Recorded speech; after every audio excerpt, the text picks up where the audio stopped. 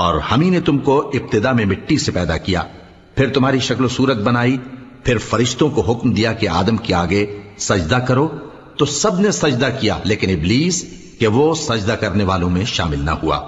اللہ نے فرمایا جب میں نے تجھ کو بھی حکم دیا تھا تو کس چیز نے تجھے سجدہ کرنے سے باز رکھا؟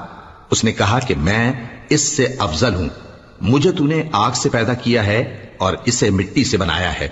فرمایا تو بہشت سے اتر جا، تجھے شایع نہیں کہ یہاں تکبر کرے، پس نکل جا کہ تو ذلیل لوگوں میں سے ہے۔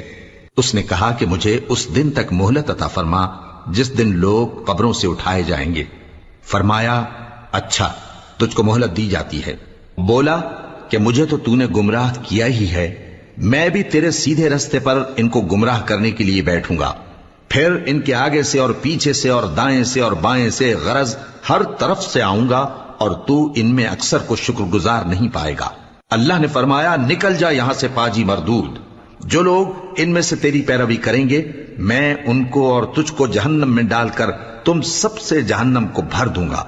اور اے آدم، تم اور تمہاری بیوی بہشت میں رہو سہو، اور جہاں سے چاہو اور جو چاہو نوش جان کرو، مگر اس درخت کے پاس نہ جانا ورنہ گناہگار ہو جاؤ گے۔ تو شیطان دونوں کو بہکانے لگا تاکہ ان کی شرمگاہیں جو ان سے پوشیدہ تھیں ان پر کھول دے، اور کہنے لگا کہ تم کو تمہارے پروردگار نے اس درخت سے صرف اس لیے منع کیا ہے کہ تم فرشتے نہ بن جاؤ یا ہمیشہ جیتے نہ رہو، اور ان سے قسم کھا کر کہا کہ میں تو تمہارا خیر خواہ ہوں۔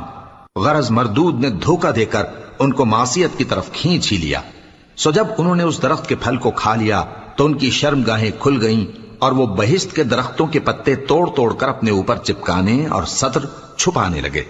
اور ان کے پروردگار نے ان کو پکارا کہ کیا میں نے تم کو اس درخت کے پاس جانے سے منع نہیں کیا تھا اور جتا نہیں دیا تھا کہ شیطان تمہارا کھلم کھلا دشمن ہے؟ دونوں عرض کرنے لگے کہ پروردگار، ہم نے اپنی جانوں پر ظلم کیا، اور اگر تو ہمیں نہیں بخشے گا اور ہم پر رحم نہیں کرے گا تو ہم تباہ ہو جائیں گے۔ فرمایا تم سب بہشت سے اتر جاؤ، اب سے تم ایک دوسرے کے دشمن ہو، اور تمہارے لیے ایک وقت خاص تک زمین میں ٹھکانا اور زندگی کا سامان کر دیا گیا ہے۔ فرمایا کہ اسی میں تمہارا جینا ہوگا اور اسی میں مرنا، اور اسی میں سے قیامت کو زندہ کر کے نکالے جاؤ گے۔